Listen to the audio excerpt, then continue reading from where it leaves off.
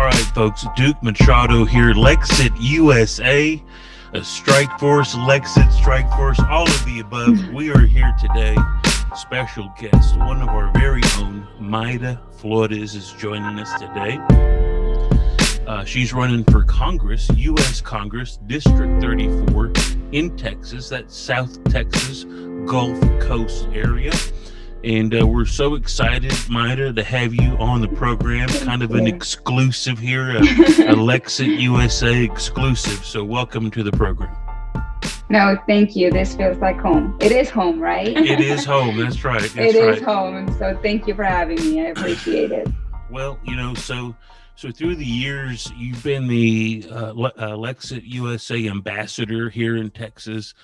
I've been following you for years on social media, watching you at all these events, holding the signs, going to the rallies. You were fired up with President Trump.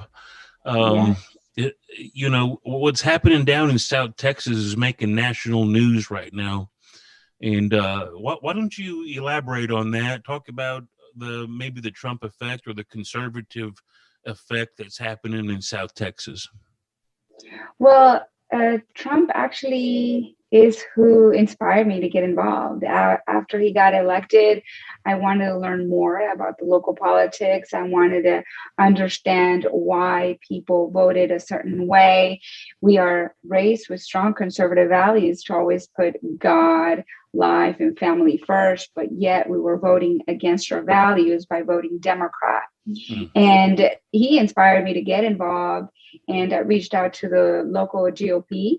We opened a chapter called the Hispanic Outreach, and it was exactly that, reaching out to the Hispanic community and educating them on the Republican Party's platform and Democrat Party's platform, because all we really wanted them to know is to know exactly what they were voting for. Mm-hmm. We wanted them to understand, and we realized that most of them did not.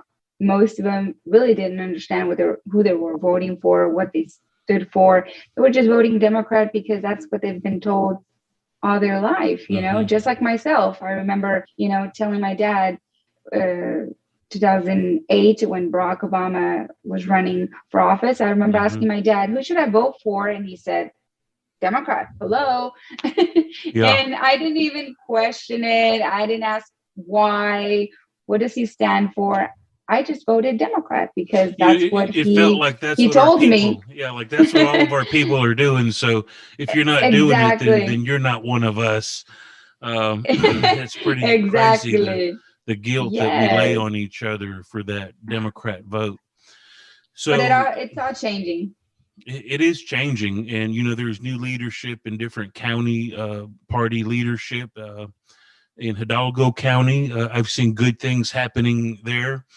There's new mayoral elected officials that are now starting to make changes, and the conservatism is growing in South Texas, which I want to tell Absolutely. You, no one ever thought that was possible. Yes, no one ever thought it was possible.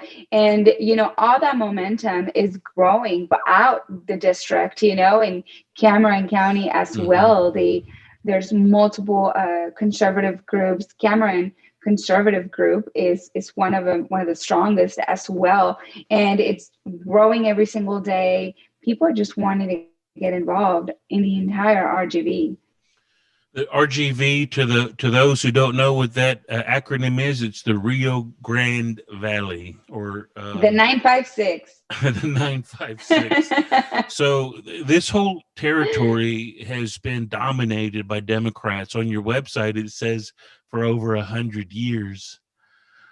So I mean, really, it's been dominated by Democrats, and in the Latino population in your district is 88%. Imagine that. And, President Trump had an amazing 2020 election year with Hispanics. I know he wasn't reelected, but here in South Texas, he inspired a lot of people to get involved. And we had an 83% increase in support for President Trump compared to 2016 in the RGV. That is huge, an 83% increase. Mm-hmm. So we want to continue that momentum and continue inspiring people, and that's all I'm about. I want to restore the faith that people has lost in the Well, RGB. it's such a drastic turnaround. Mhm. President Trump had a secure border. He had the wall was getting built and constructed, and the border patrol seemed like things were under control.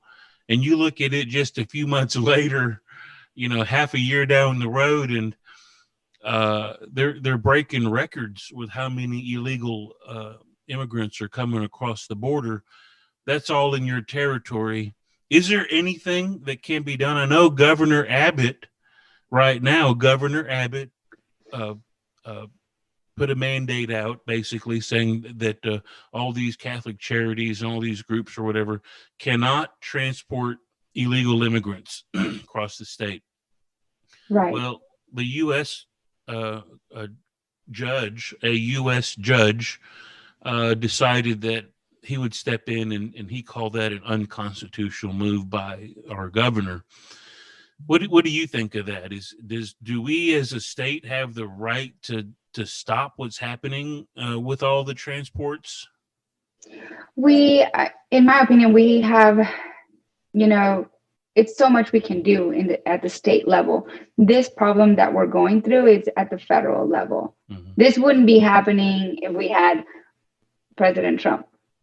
But this Yeah. is happening because ever since I'm not going to say elected, but ever since this man came into office, everything went just down. Down. He reversed every immigration policy, creating this immigration border crisis, causing millions of people to come through this horrible journey, put their lives in danger, children, women being abused and raped, because that's what's happening.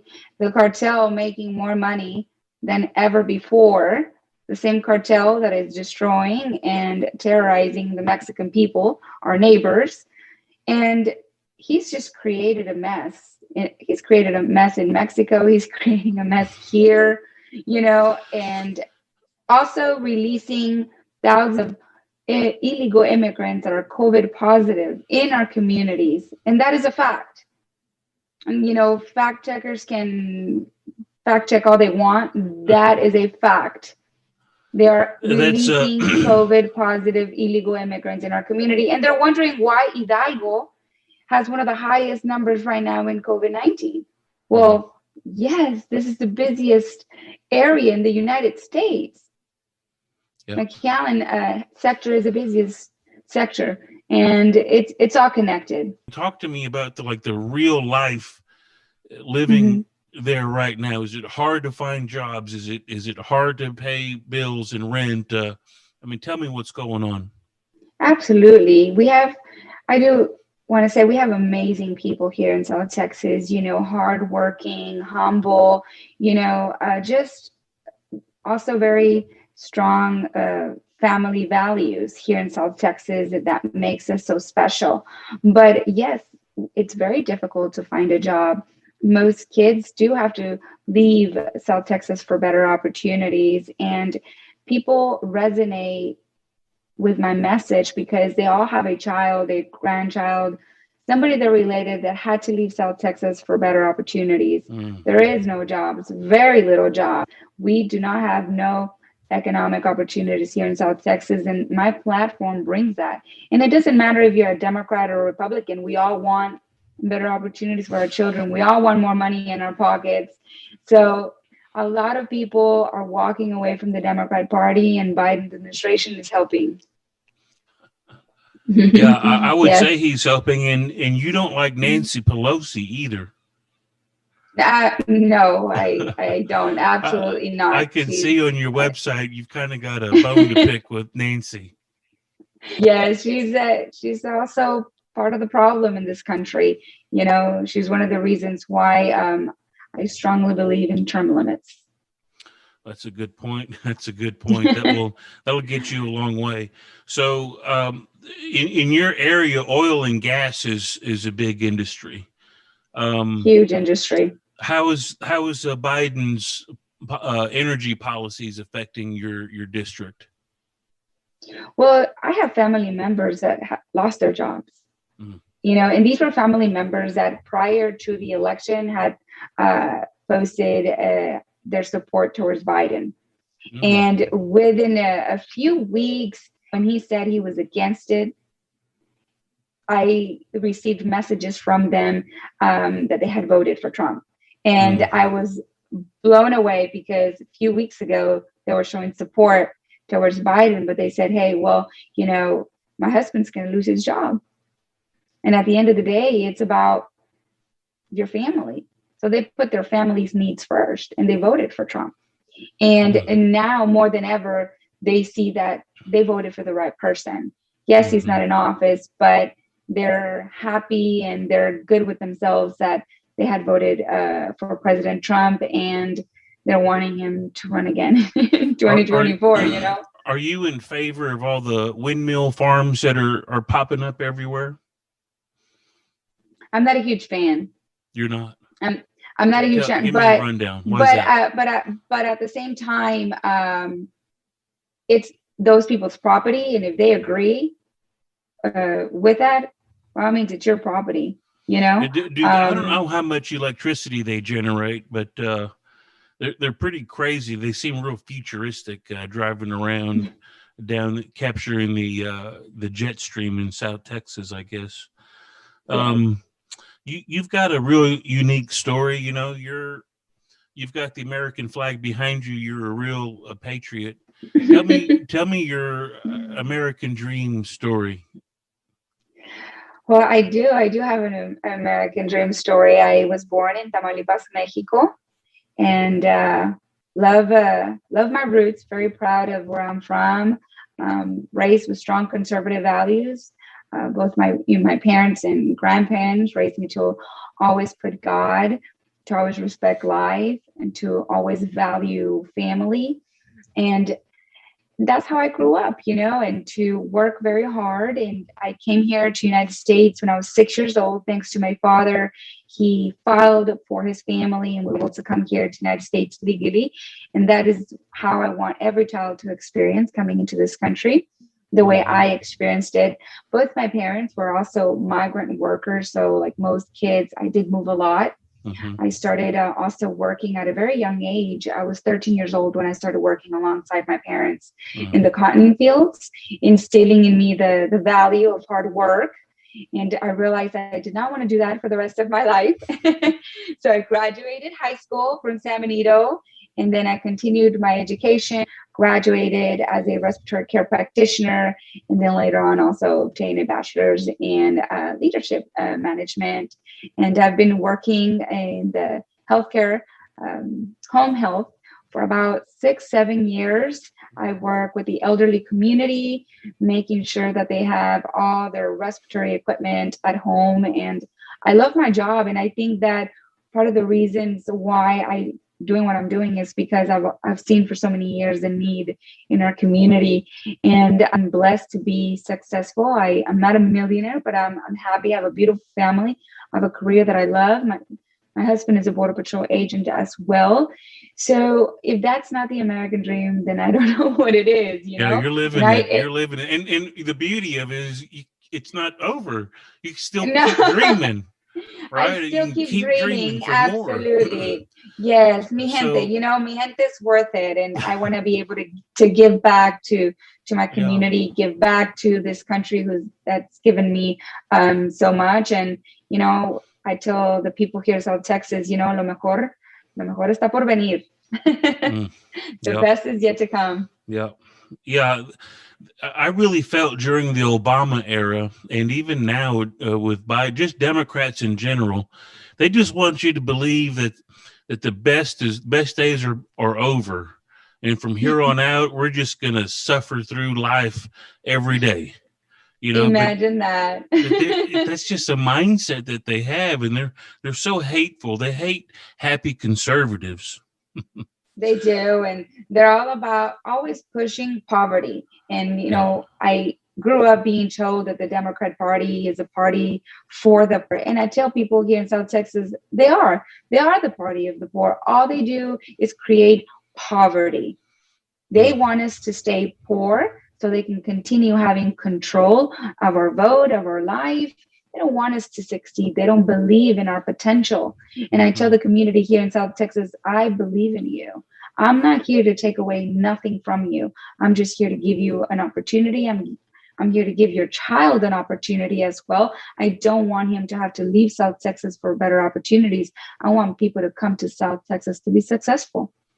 Well, stay there, invest your money there, Yes. build your communities. There's so much of a advantage to having a place to not have to leave, basically, Yes. I want to kind of flip into a topic that obviously it's close to you because it's in your area, but child trafficking, with all the illegal immigration happening, and just even before it's at the heights that it is now, it's been happening. It's been happening for a long time. You've got Long people all over the country just set up at Walmarts, at Targets, at all these stores with a list of children to find and kidnap and to sell. What what can you do if I mean if what can you do to stop that? Do we have to make a deterrent uh, greater, or are we missing all this? Are we missing it all at the border? Are we missing it at different places? How long do our young girls in our country have to have to be on the lookout for someone to snatch them? I mean, that's kind of what it's like. It is very scary, especially for me. I have, kids myself, and I live in South Texas, and I always have this fear of them taking them away from me and just taking them across the border, Mm. because we're so close. So I'm always that paranoid parent, watching my back, watching my surroundings. That's just the way I've been for years. And my husband's in law enforcement. So he's just trained me, and all these Hmm. stories that he tells me, I'm paranoid about it. I'm thinking, oh my gosh, they take my child, they're going to take him to Mexico, and I'm never going to see them again. Like, because it's only within 30 minutes away from me. But like you said, this is something that's been going on for a long time, but nothing like this, where you're having thousands of children coming in alone with a little paper in their pocket with a phone number and a name. And what guarantees us that we're sending them to a family member? I'd rather hold this child for as long as it needs to make sure that we're actually handing this child to the right person Mm. and not to a child trafficker. We're no longer doing DNA tests as well. Mm. We're done with that as well. Well, they probably We're just couldn't taking figure their anything word. out. Yeah. We're just taking their word as if evil doesn't exist. The best thing we could do is send these children back to their loved ones, send a strong message to these countries and to these people not to put these children in danger. But at the end, this is happening because of the Biden administration. They're creating this. They're Hmm. putting these children at risk and these women at risk. And imagine you're in Guatemala living this difficult life, and you're being told, hey, if you go to the United States, once you cross, they'll allow you to stay. Hmm. If you go with a child, they're not even going to ask you for any paperwork. You just have to say it's your child, and Hmm. they'll let you in. And yes, of course, I make so many posts about it, and I'm constantly being fact checked about that the border is not it's not open. But if it's not open, I don't know what you want to call it.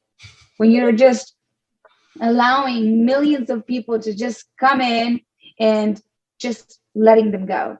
I just got read on social media that the ICE centers was going to be releasing the people that had been detaining, and these are people that they were detaining for a reason. But they were told to release because now they're going to use that center to process. So these people are going to be released within the United States. It just seems like there's some of these nothing we people can have do. serious criminal record. No, it's just, I feel handcuffed, but we need to send a strong message next year. We need to leave Biden in the White House by himself. We need to wipe the blue completely in this country, send a strong message to the Democrat Party that we do not stand for this. And make them a better party, by sending this strong message. They're going to realize that, hey, socialism should never be brought up, communism, open borders, defunding the police. This is the kind of party that they've turned into. They're a mess. The communists have taken over the Democrat Party. They've done it. They've been working on it forever, and that's where they live. They hang out there and they fund everyone. And it makes it hard for good people to win, to campaign for elections, because you're up against all that money. But you're doing right. pretty good. You're doing pretty good for a first-time candidate. Right? I think so. It's all God. It's all God. It's all God. We're getting a lot of support. I'm very blessed. This is an open seat. It's the only Democrat open seat in Texas. So this is a huge opportunity for us. I don't see another opportunity. And honestly, I don't think we have time. We can no longer risk 22. It's now, or I feel like it's now or never. Our country is being destroyed, every single day. And we have to put a stop. And 22 is a year. We have to send a strong message. And I truly believe that District 34, I'm going to be able to flip it. Why? Because I'm going to give it my all. I'm going to block walk. I'm going to phone bank. I'm going to work really hard to raise the funds, because unfortunately we need the money to send the message to the community. And I'm reaching out to all people, because I tell everyone, some people tell me, well, I'm not from Texas, or I'm not from District 34. And I tell them, look, what's happening in South Texas isn't going to stay just here. It's headed your way. It's very important to elect conservative leaders in South Texas. Why? Because these people are going to vote to secure the border, and that is going to benefit you. There's just so many reasons why it's important to support all America First candidates throughout the country, and not just the ones running in your area, and I'm blessed that I've had so much support from all over, and that's a true blessing. I want to do a little rapid fire here, and we'll wrap up soon. COVID mandates seem to be coming back in some places. What are your thoughts on government shutting down again, or not the government, but the country shutting down again like before? You think that'll happen? It should not happen. It should not happen, and we shouldn't allow it. These business need and will not be able to handle it anymore. So many of them, almost went bankrupt, almost lost their business. Just imagine.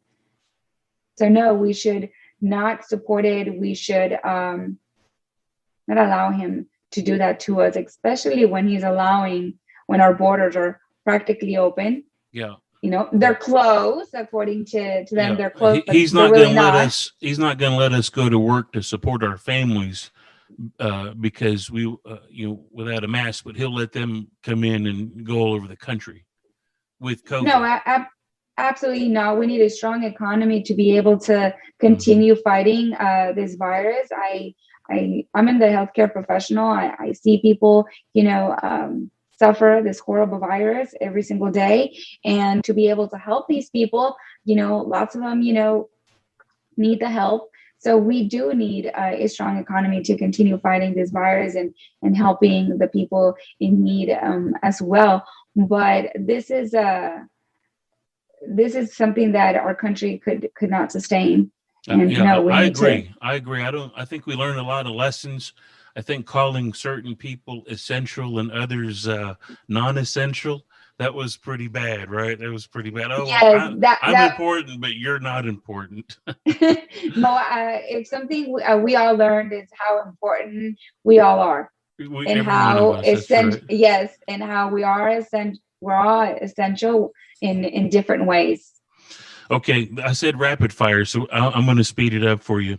China, are they just good guys and a little misunderstood, or are they plotting to try to take over the world? They're wanting to take over the world. They're wanting to take over the world, and we need to definitely be paying close attention with them. And it's someone that it's a country that I wouldn't trust. Okay. What about Russia? What about Vladimir Putin? Don't trust him either. Don't trust him either. Okay, well, we're just Don't going trust down him the either. hill here. We have to be professional, and I understand, and but we can't allow these countries to take over. We need to continue fighting so we continue to be on top. The Israel, you support Israel and the Jewish Of nation there? course, Yeah. always, always, I will always stand with Israel.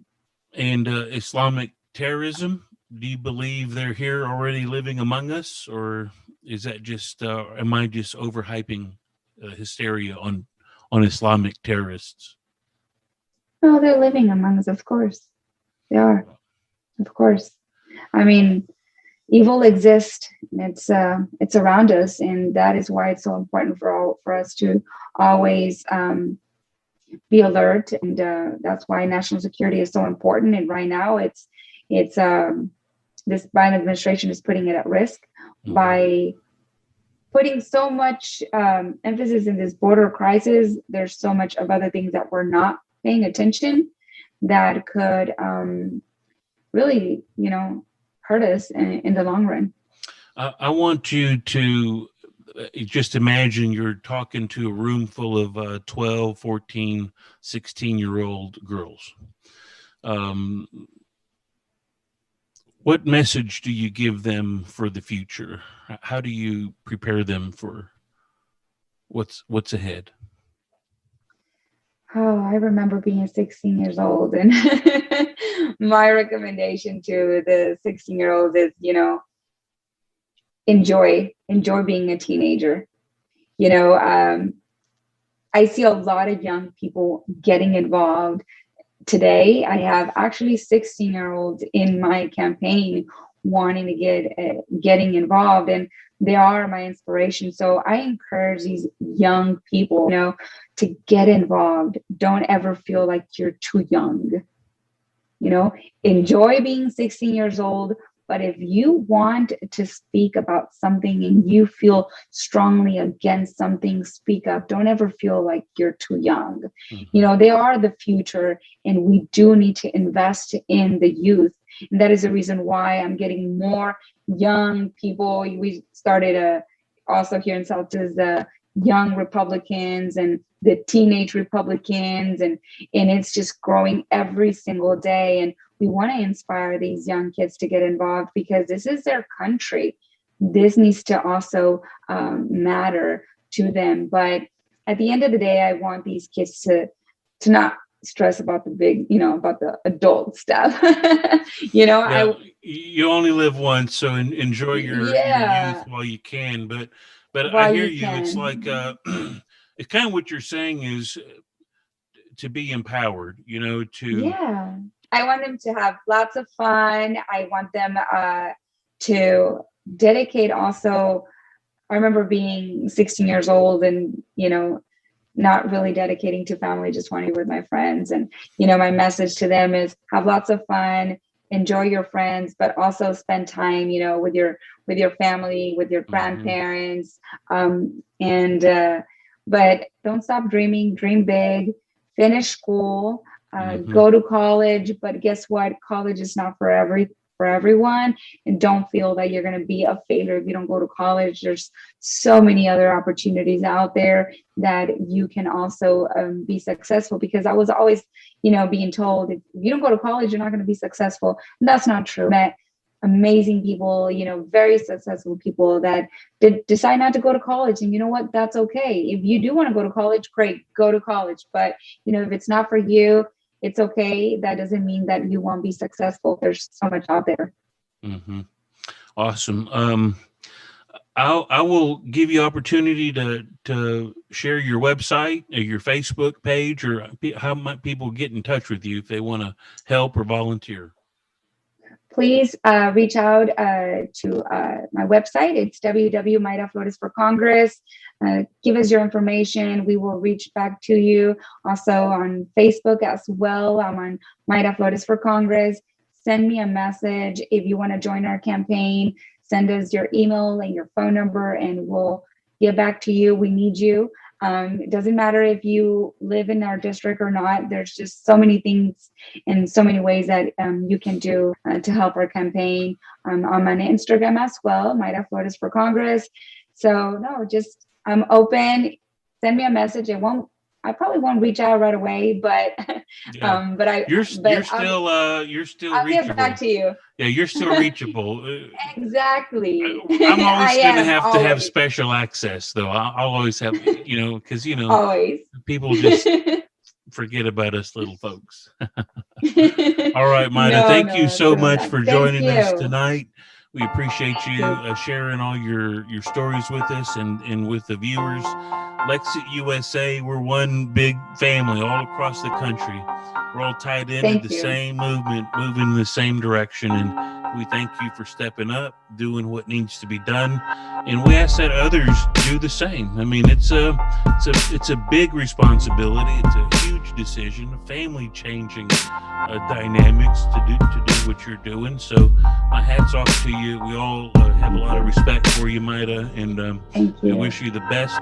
Lexit Strike Force will be helping you out as we get closer to that time, and we'll be doing more programs too. So thank you all for tuning in. Mayra Flores, so much. District 34 Republican candidate. Good luck to you. Thank you. God bless you. All right. Bye-bye.